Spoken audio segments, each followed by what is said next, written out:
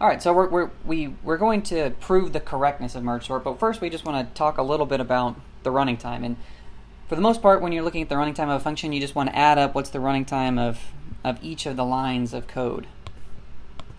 That's going to be a little bit different when we're talking about a recursive function. So let's figure out the running time of our recursive merge sort routine. So we have that the first line there saying n is equal to something is going to be a constant time operation. We could come up with an exact running time. So really this is like 2 units of work. We have the dot operation and the equals operation.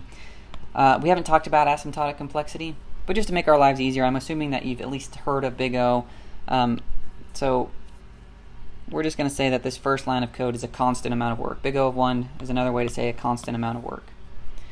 Our if n equals 1 is also a constant amount of work, and we do that every time. Sorry that keeps popping up. The iPad has trouble recognizing my palm sometimes. We'll say return array. That line of code doesn't run every time, so we're just going to assume for the purposes of doing sort of worst case that it runs every time, and we'll say that's a constant amount of work as well, just so we're not hiding anything and saying, okay, well that line of code doesn't run every time, so let's ignore it. We're not going to ignore it, we'll just add it in there as a constant. Well, what's the running time of merge sort? It's hard to say what the running time of merge sort is because we haven't finished figuring out the running time of merge sort. So here's our call to merge sort. So what is the total running time of merge sort? It's going to be the total running time of all this stuff put together. So you can see why it's difficult to figure out what the time it takes to compute left sorted and right sorted is, because it depends on itself in a manner of speaking. But what we can do is we can say that the running time of the entire function merge sort, we're gonna have a placeholder that stands in for it, and we're going to say that the total running time of merge sort is t of n, whatever t of n ends up being.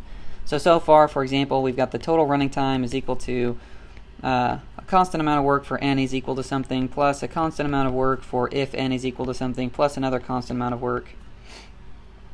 I'm going to ask you to pause the video here and see if you can figure out how we should notate the running time here and here, given that I've told you that the total running time of merge sort is equal to t of n.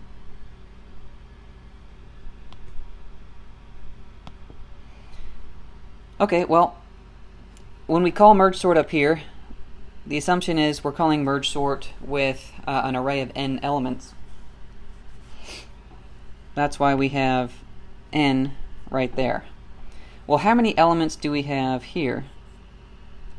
Well, we have half the number of elements, and same here. So using our similar notation, we'll say that well, if the entire call to merge sort is t of n, then if we're going to call merge sort and give it half the number of elements, we'll call that t of n over 2. So we'll denote the recursive calls as sort of a similar amount of running time, but it should be about half, so to speak. And then how about the total time it takes to run merge? Well, I've not given you any code for merge yet. Maybe you were good enough to sort of guess and assume how it merges together, but for now, I'll just put a question mark there. And then finally, we have a constant amount of running time for the final line there, the return statement. So that means our total running time, t of n, of our function merge sort is equal to 2 times t of n over 2, because we've got 1, 2 here, 2 calls to it, plus whatever the call is to merge, plus 4 times big O of 1. Well, I can pretty much ignore the 4 times big O of 1 because it's dominated by these larger terms here. At minimum, this thing here is going to be big O of 1, right? You can't make back time. So we and with asymptotic notation, which we'll find out later on, we can get rid of those leading coefficients.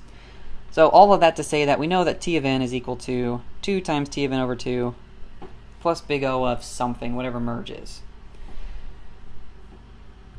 That equation is called a recurrence equation. It's called a recurrence equation because we have a recursive definition of our running time.